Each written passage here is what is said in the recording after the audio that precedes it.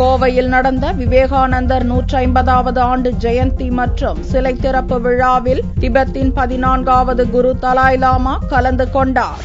கோவை மாவட்டம் கொடிசியா வளாகத்தில் விவேகானந்தரின் 150வது பிறந்த நாள் விழா கொண்டாடப்பட்டது. இந்த விழாவில் நடந்த விவேகானந்தர் சிலை திறப்பு விழா திபெத்தின் 14வது குரு தலாய் லாமா தலைமையில் நடந்தது. விவேகானந்தர் உருவ சிலையை திறந்து வைத்து மரியாதை செய்த தலாய் லாமா மாணவர்கள் மத்தியில் உரையாற்றினார். அப்போது பேசிய அவர் 3000 ஆண்டுகளுக்கும் மேலான நாகரீக கலாச்சாரங்களை கொண்ட பாரத மண்ணில் கிறிஸ்துவர், முஸ்லிம் போன்ற மதங்கள் இருந்தாலும் ஒற்றுமையுடனும் அமைதியுடனும் வாழ மக்களின் மென்மையான போக்கே காரணம் என்று கூறினார். வேற்றுமையில் ஒற்றுமை என்ற பலமான இணைப்பு இந்த மண்ணுக்கே உரிய சிறப்பம்சம் என்று கூறிய தலாய் லாமா, கடந்த 4 தலைமுறைகளாக திபெத்துக்காக பேச்சுவார்த்தைகள் நடத்தப்பட்டு வந்தாலும் சீனாவிடம் எவ்வித மாற்றமும் ஏற்படவில்லை என்று வருத்தம் தெரிவித்தார். விழாவில் மலைவாழ் மக்களின் பாரம்பரிய நடனம் வெகு சிறப்பாக நடந்தது.